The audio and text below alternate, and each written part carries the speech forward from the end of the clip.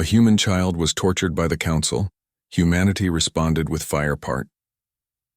The second transmission arrived 5 days after the first.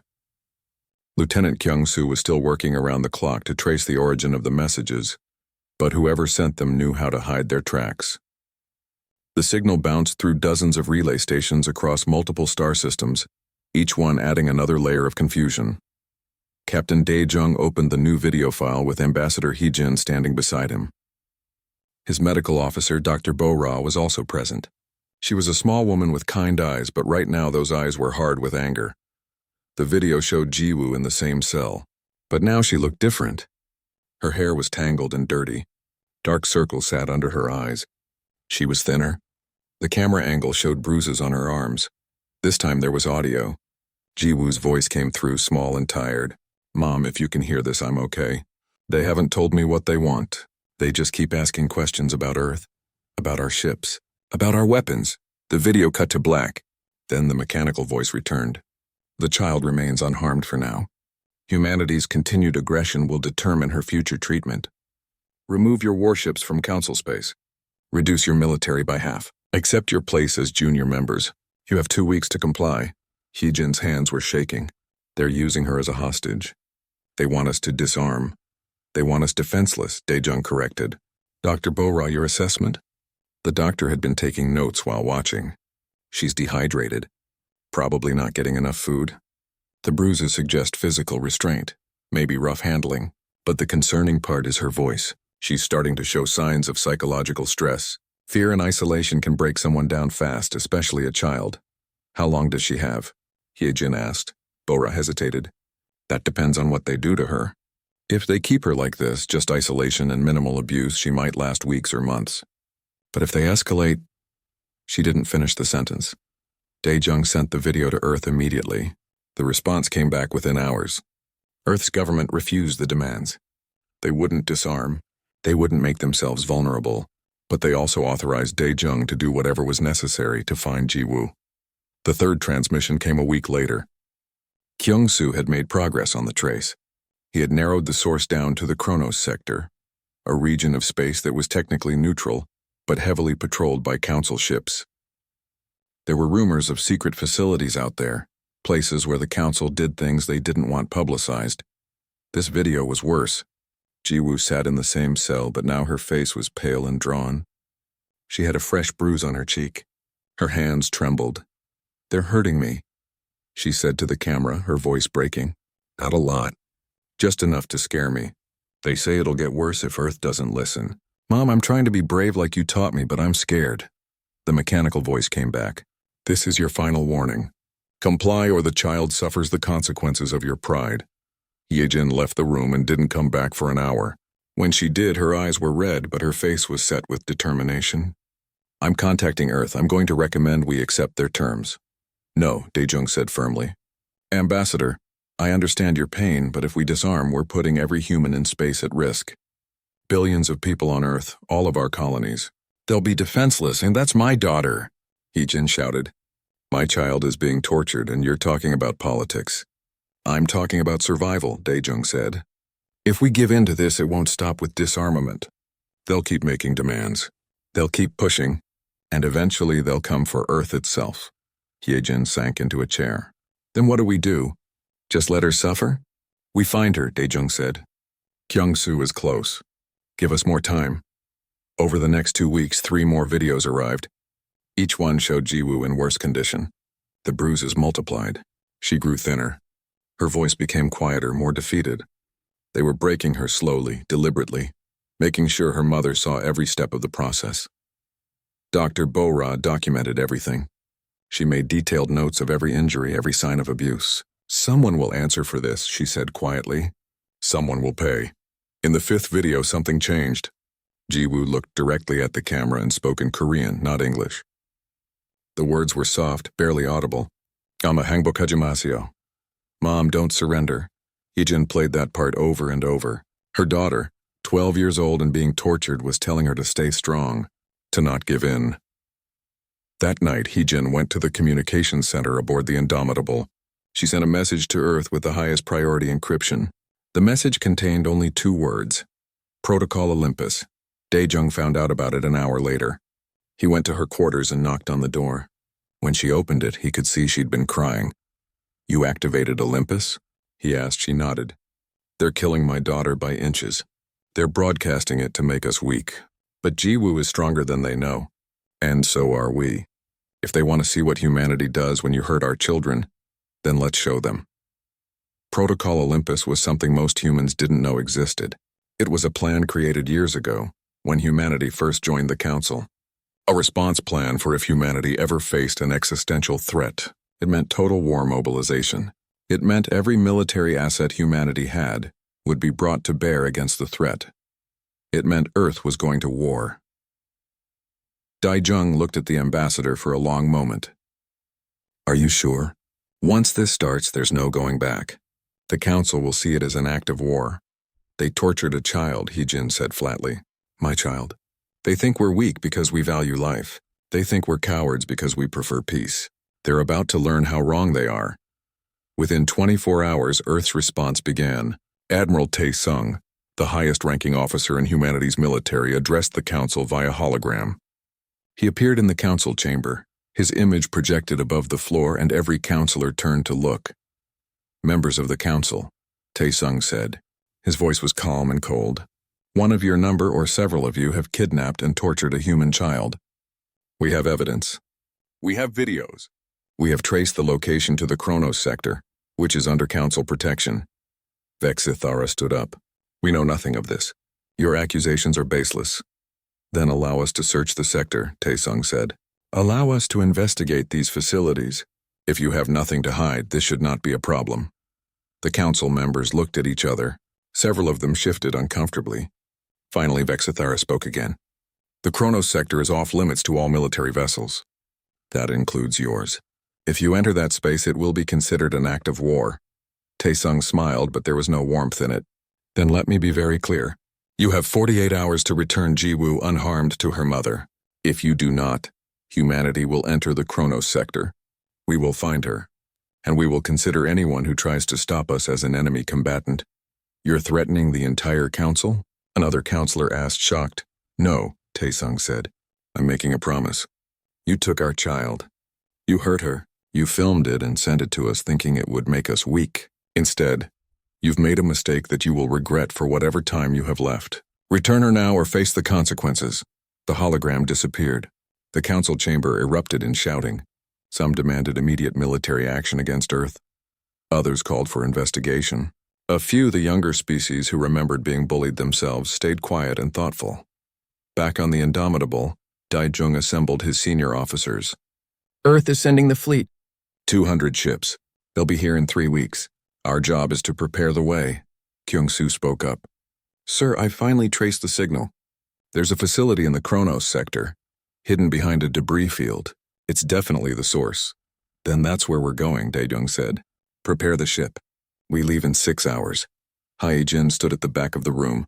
"Captain, I'm coming with you." "Ambassador, that's my daughter," Hee-jin interrupted. "I'm coming, and I'm going to be there when we find her." Daejung looked at her and nodded. "Then let's go bring her home."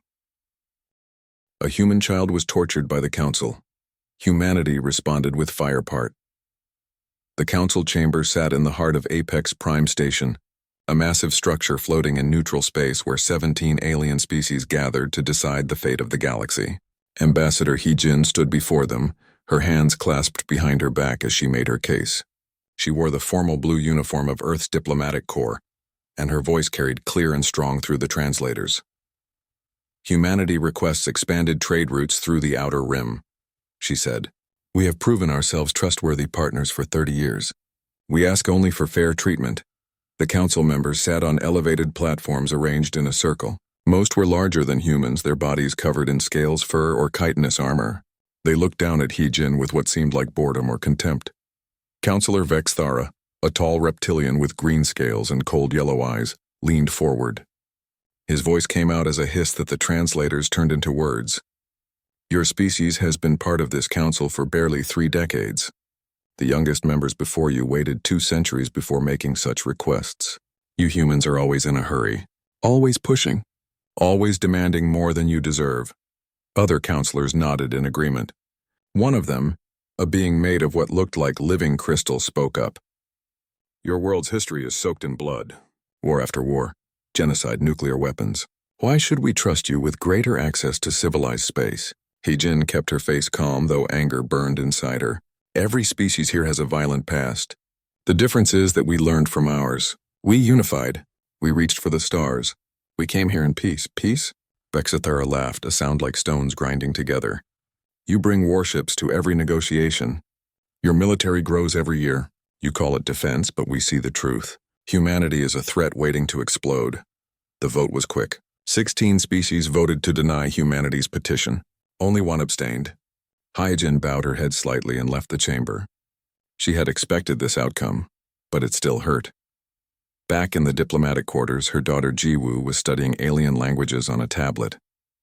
The 12-year-old girl looked up when her mother entered and smiled. How did it go? Hee-Jin sat down beside her and wrapped an arm around her shoulders. Not well, but we'll try again. That's what diplomacy is about.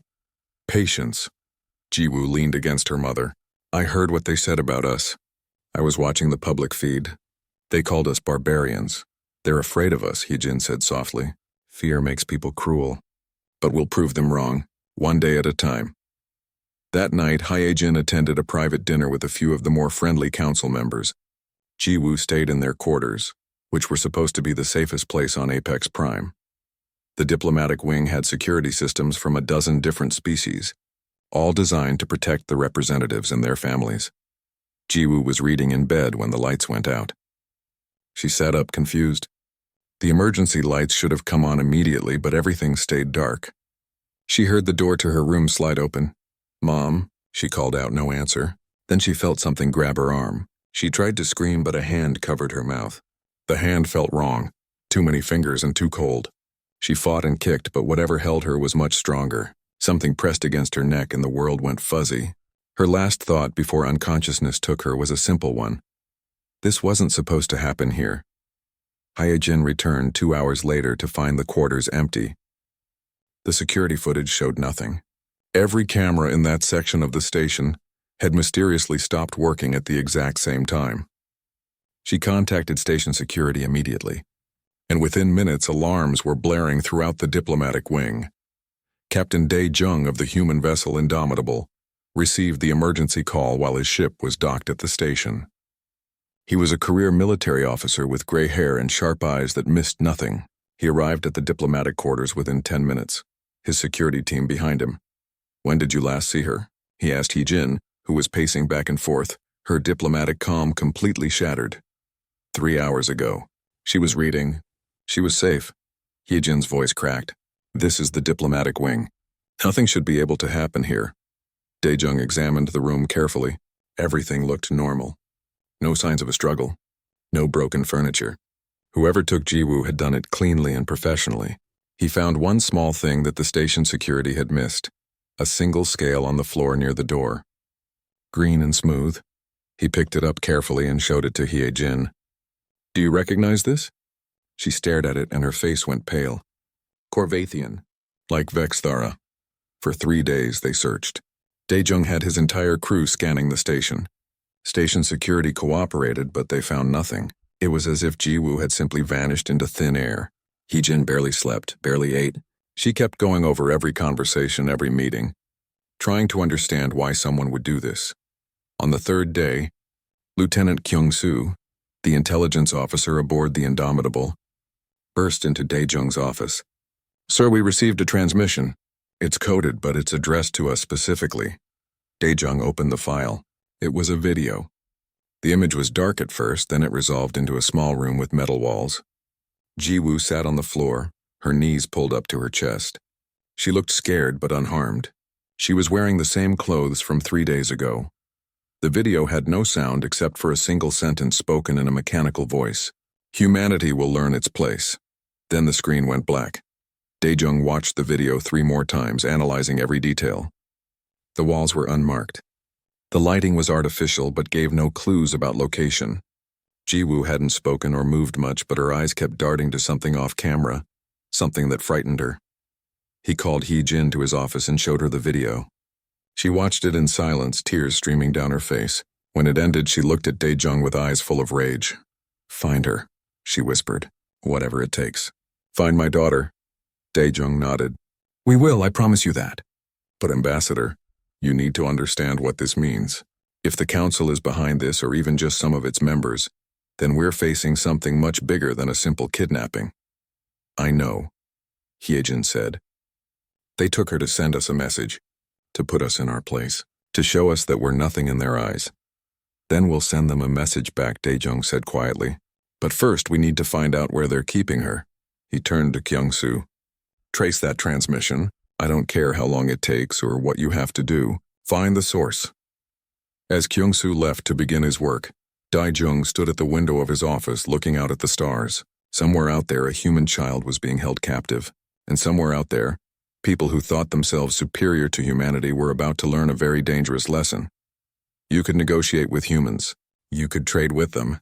You could even become their friends. But if you threatened their children, if you took them from their families and thought there would be no consequences, then you had made a fatal mistake. Dae-jung had spent 30 years in the military. He had fought in the last wars on Earth before unification. He knew what humans were capable of when pushed too far. He hoped for everyone's sake that the Council would return Jiwoo before they found out. A human child was tortured by the Council. Humanity responded with Fire Part 3. Earth had never mobilized so quickly. Within 3 days of Protocol Olympus being activated, every military base on the planet and in orbit went to maximum readiness. Ships that were in dock for repairs were rushed back into service. Crews that were on leave were recalled immediately. The shipyards that usually built cargo vessels switched to building warships. General Subin commanded the mobilization from Mars Command Station. She was a veteran of the Unification Wars, the last conflicts on Earth before humanity finally came together. She had hoped never to see war again. But when she watched the videos of Jiwoo, she understood. Some things demanded a response. "How many ships can we deploy?" she asked her logistics officer. 200 warships ready for combat operations. Another 50 can be ready in 2 weeks if we need them. But General, if we commit this many vessels, Earth will be vulnerable. We're taking half our entire fleet, Subin nodded. I know. But if we don't respond to this, if we let them torture our children without consequences, then it won't matter how many ships we have. We'll have already lost. She began organizing the fleet into battle groups. The journey to the Kronos sector would take 3 weeks at maximum, faster than light speed. That meant 3 weeks to plan, to prepare, and to make sure every captain understood the mission. The mission was simple: get Jiwoo back and make sure the Council never tried something like this again. While the military prepared, humanity's diplomatic corps went to work. Ambassador Hyejin's aide, Young Mi, was a brilliant young woman who understood politics better than most people twice her age. She took the torture videos and began sharing them through back channels to other species. Not all Council members had been involved in the kidnapping. Some of them had no idea it was happening. When Young Mi showed them the videos, their reactions were mixed. The older, more established species dismissed them as human propaganda. But the younger species, the ones who had been pushed around by the Council's leadership for years, reacted differently. One of them was Councillor Threndok, a mammalian species that looked like a cross between a bear and a wolf.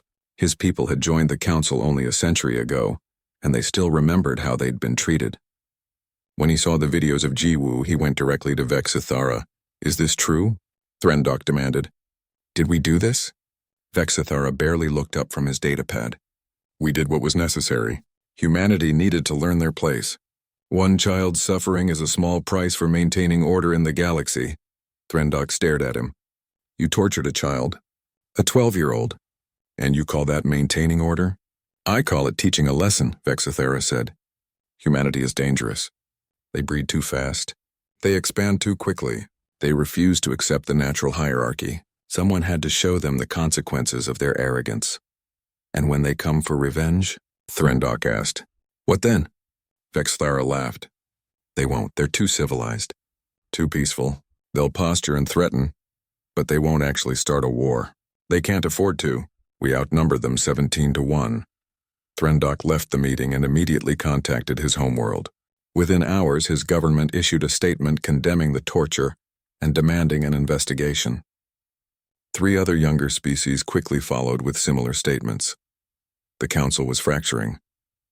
Back aboard the Indomitable, Captain Dae-jung received regular updates from Earth. The fleet was coming. Admiral Tae-sung would arrive in 3 weeks with enough firepower to level a planet. But Dae-jung didn't want to wait 3 weeks. Jiwoo might not have 3 weeks. He called a meeting with his senior staff. "We're going in early. A small team. Special forces. We'll extract Jiwoo before the main fleet arrives." "Sir, that's suicide," one of his officers said. "The Kronos sector has council ships everywhere. We'll never make it through." "We'll make it," Commander Jae-won said. He was the leader of the Indomitable's Special Forces team, a quiet man with scars on his face and hands. "Give me 12 people in a stealth ship." "We can do this," Dae-jung looked at him. "You understand what you're volunteering for? If you're caught, the council will execute you, and we might not be able to stop them." Jae-won smiled grimly. "They tortured a kid, sir. I've got a daughter about Jiwoo's age back on Earth. If someone did that to her, I'd burn the galaxy down to find her. Let me do this." "All right," Dae-jung said. "You leave in 12 hours. Pick your team. Get the best equipment we have. And Commander, bring her home." Meanwhile, Earth's President Hansol addressed the United Nations. The speech was broadcast across all human colonies and sent to the Council through official channels. "For 30 years we have tried to be good members of the galactic community," Hansol said. "We followed their rules. We accepted their insults. We proved ourselves again and again. And how do they repay us? By taking our child? By torturing her. By filming it and sending it to us thinking we would be weak, thinking we would surrender." She paused, letting her words sink in. "They were wrong. Humanity will never surrender to bullies. We will never accept that our children are acceptable targets. We are sending a fleet to the Kronos sector. We will retrieve Jiwoo, and we will show the Council that there are consequences for their actions." The speech sent shockwaves through the Council. Emergency sessions were called. Military forces were mobilized. 70 Council ships were dispatched to the Kronos sector to defend the Black Site facility where Jiwoo was being held. But there was confusion among the Council members. 17 different species tried to coordinate their forces, but they had different combat doctrines, different languages, different priorities. The Korvathians wanted to launch a preemptive strike on Earth. The crystalline beings wanted to negotiate. The insectoid species wanted to wait and see what humanity would do. The fleet arrived at the Kronos sector and tried to form a defensive line. But it was chaos. Ships bumped into each other. Communication was a nightmare. Commands were misunderstood or ignored. Admiral Tae-sung's deadline passed. 48 hours came and went. Jiwoo was not returned. From Earth, the signal went out. The human fleet engaged their faster-than-light drives and began the journey to Kronos sector. 200 ships moving as one, their course set, their mission clear. On the Indomitable, Ambassador Hee-jin stood in her quarters, looking at a photo of Jiwoo. It had been taken 3 months ago before they came to Apex Prime. Jiwoo was smiling, holding a stuffed animal, looking like any normal kid. Now she was somewhere in the dark, scared and hurting. "Hold on, baby," Hee-jin whispered. "We're coming. Just hold on a little longer." Commander Jae-won's stealth team launched from the Indomitable at night cycle, when the station's traffic was lightest. Their ship was small, designed for infiltration rather than combat. It could slip past most sensors, making it nearly invisible. They began the 3-day journey to the Black Site facility. Jae-won spent the time studying every piece of intelligence they had. Floor plans, security systems, guard rotations. Everything that Lieutenant Kyung-soo had managed to gather. "There's 12 of us and probably 200 guards," one of his team members said. "How are we supposed to get past them?" Jae-won looked at the man. "We don't sneak past them. We walk through the front door." "Sir?" "They're expecting an attack. A big, obvious assault from the main fleet. They're not expecting a small team to show up, claim their council reinforcements and walk right in. By the time they figure out who we really are, we'll have Jiwoo and be gone." It was risky. It was insane. But it might work. Back on Earth, the mood was tense. People gathered in public squares to watch news broadcasts. Children were kept home from school. Everyone knew that humanity was about to cross a line. They were going to war with the Galactic Council, and there was no telling what would happen next. But when people were interviewed and asked if Earth was doing the right thing, the answer was almost always the same: yes, absolutely yes. You don't hurt our kids and expect to get away with it. General Subin stood on the bridge of her flagship, the Defiant. watching the countdown clock. 2 weeks until they reached the Chronos sector. 2 weeks until the battle began. Do you think they'll back down? Her second-in-command asked. When they see our fleet? Do you think they'll surrender? Subin shook her head. No, they're too proud. They've spent thousands of years thinking they're superior to everyone else. They won't believe we're a real threat until we show them. Then a lot of people are going to die. Yes, Subin agreed. But if we don't do this, if we let them torture our children and do nothing, then we're not worth saving anyway. Sometimes the cost of peace is too high.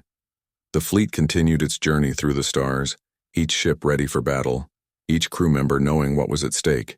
This wasn't about territory or resources or politics. This was about something fundamental. This was about protecting the innocent. About showing the galaxy that humanity wouldn't be pushed around anymore. In her cell, Jiwoo didn't know help was coming. She had stopped counting the days. The pain had become constant. But she remembered her mother's face. She remembered her mother telling her that humans were strong, that they never gave up, so she held on. A human child was tortured by the Council. Humanity responded with firepart. The human fleet dropped out of faster-than-light travel at the edge of the Chronos sector like a hammer falling from the sky. 200 warships appeared simultaneously, their formation perfect, their weapons already charging. On the bridge of the Defiant, General Subin looked at the tactical display and saw the Council defense fleet waiting for them. 70 ships. Different sizes, different designs, all from different species. They were spread out in a loose defensive formation around the Black Site facility, trying to protect it. But Subin could see the problems immediately. The ships weren't coordinating. They were each following their own species' tactics, creating gaps and weaknesses. Open a channel, she ordered. All frequencies. Her communications officer nodded. Channel open, General. Subin spoke clearly and calmly. Council forces. This is General Subin of the Human Expeditionary Fleet. We are here to retrieve one of our citizens who was kidnapped and tortured.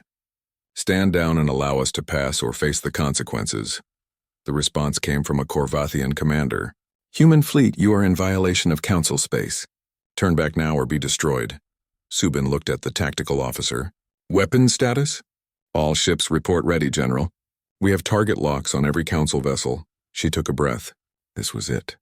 The moment humanity stopped asking permission and started taking action. All ships engage at will. Fire. 200 human warships opened fire at once. The Council fleet had been expecting threats. Maybe a few warning shots. What they got instead was devastation. Humanity had learned war the hard way. They had fought each other for thousands of years before reaching the stars, perfecting the art of destruction. Now they brought that knowledge to space combat. Their weapons were based on old technology, updated and improved. Railguns that could punch through armor, missiles with nuclear warheads, laser batteries that could slice a ship in half. But more than weapons, they had tactics. The human ships moved like a school of fish, each one knowing exactly where the others were, coordinating without needing constant communication. They had practiced this. They had war-gamed every scenario. The Council ships tried to fight back, but they were confused. 17 different species meant 17 different command structures. Orders were given, misunderstood, ignored. Ships collided with each other trying to maneuver.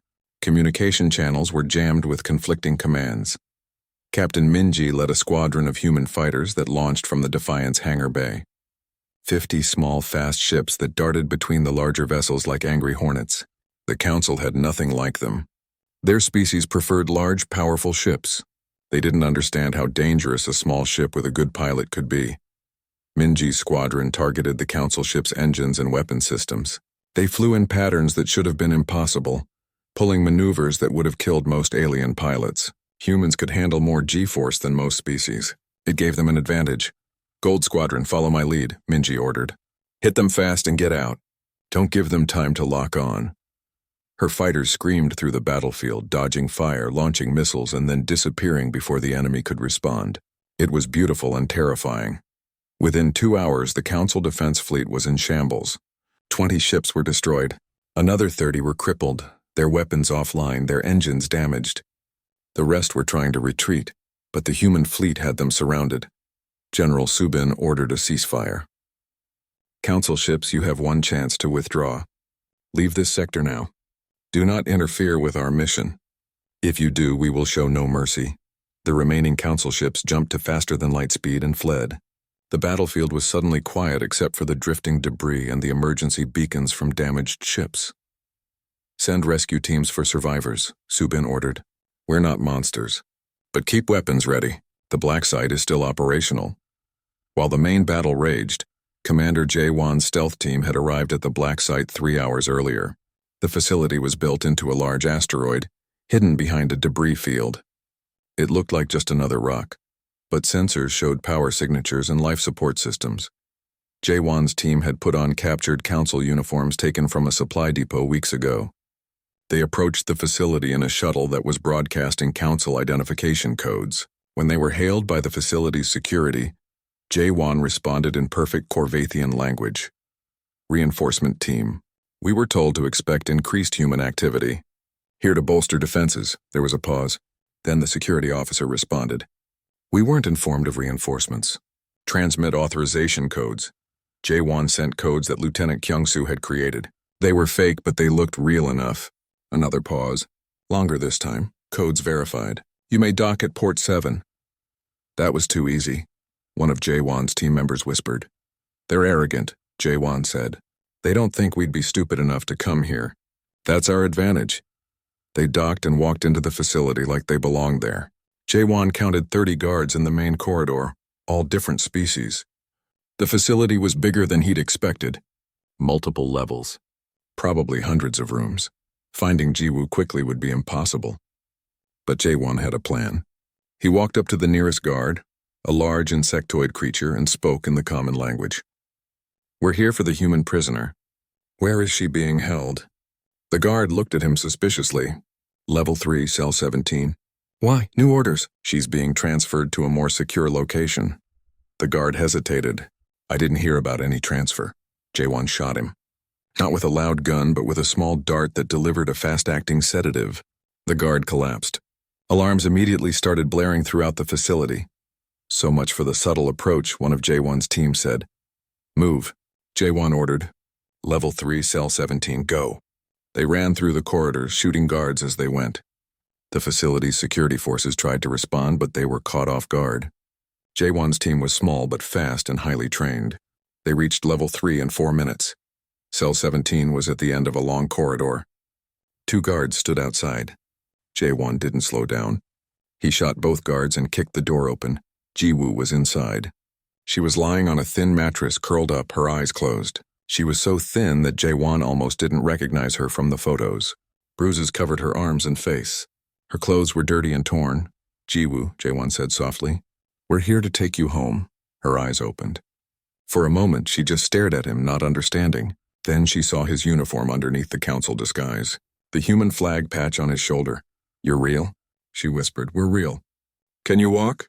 She tried to stand, but her legs gave out. J1 picked her up carefully. She weighed almost nothing. I've got you. You're safe now. They ran back through the facility, fighting their way to the shuttle. More guards appeared, but J1's team had expected this. They had planted explosives at key points during their entry. Now they detonated them, creating chaos and blocking pursuit routes. They reached the shuttle and launched immediately. Behind them, parts of the facility were on fire. Alarms were screaming, but they were clear. As they flew away from the asteroid, Jiwoo looked out the window and saw the human fleet surrounding the sector. 200 ships, all with weapons pointed at the black site. Did we win? She asked quietly. J1 smiled. We're about to. General Subin received confirmation that Jiwoo had been extracted. She opened a channel to the black site facility. Attention all personnel. We have retrieved our citizen. You have 10 minutes to evacuate the facility. After that, we will destroy it. This is your only warning. Inside the facility, panic spread. Guards and staff ran for escape pods and shuttles. Some of them made it out. Others were too slow. 10 minutes later, the human fleet opened fire. The asteroid that housed the black site was reduced to dust and debris in seconds. Overwhelming firepower turned it into nothing more than particles floating in space. But Subin wasn't done. She opened another channel, this time broadcasting to every council world, every council station, every place where the council existed. Members of the council, this is General Subin. We have evidence that 17 species participated in the kidnapping and torture of a human child. We have recordings. We have documents. We have testimony. Some of you ordered this. Some of you participated. Some of you simply looked the other way. She paused, letting that sink in. We could strike any of your worlds right now. We have the coordinates of your military installations, your shipyards, your government centers. We could burn your worlds to ash, but we won't because we are not you. We do not torture children. We do not make war on civilians, another pause, but understand this. Humanity will no longer ask for permission to exist. We will no longer accept insults and abuse. We will no longer bow to species who think age equals wisdom. You took our child to teach us humility. Instead, you've taught us that mercy is mistaken for weakness. We will not make that mistake again. The transmission ended. The human fleet began forming up for the jump back to Earth. Their mission complete. Their message delivered. On the Defiant, Dr. Bo-Ra was examining Ji-Woo. The girl was dehydrated, malnourished, and covered in bruises. A human child was tortured by the Council. Humanity responded with firepart. 3 months after the battle at Kronos Sector, the galaxy looked very different. The Galactic Council was in chaos. 4 species had officially withdrawn, including Councillor Threndok's people. They announced they could no longer be part of an organization that tortured children and then tried to cover it up. 6 more species were dealing with internal problems. Their populations had seen the videos of Ji-Woo. They had watched their governments participate in something horrible. Now there were protests, demands for new leadership, calls for accountability. Some governments fell. Others barely held on. Councillor Vexithara and 3 others were arrested by their own people. They faced trial for war crimes. The evidence was overwhelming. Videos, documents, orders with their signatures. They had planned the whole thing, believing that breaking one human child would break all of humanity. They had been so very wrong. On Earth, President Han Sol addressed the United Nations again. The chamber was packed. People from every nation attended, along with representatives from human colonies on Mars, Europa, and Titan.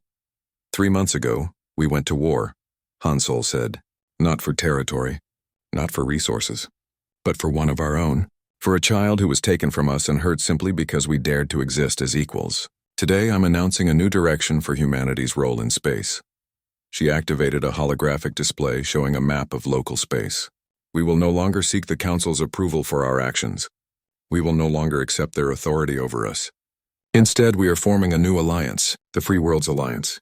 Any species that believes in equality, justice, and protection of the innocent is welcome to join us. 4 species had already signed agreements. Threndok's people were first. 3 others followed, all younger species that had been pushed around by the Council for years. More were considering it. This is not about revenge, Han Sol continued. This is about building something better. The Council is based on age and tradition. Our alliance will be based on principles and values. We will not be perfect, but we will try to be better. The speech was broadcast across human space and beyond. Reactions were mixed. Some saw it as humanity finally standing up for itself. Others saw it as the beginning of a dangerous new era, where the old order was falling apart.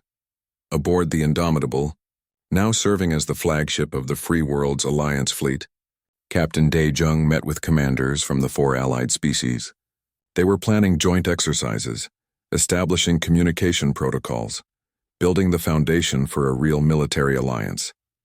The Council will not accept this quietly, Threndok said. They will see us as a threat. They already do, Dae-jung replied. The question is what they'll do about it.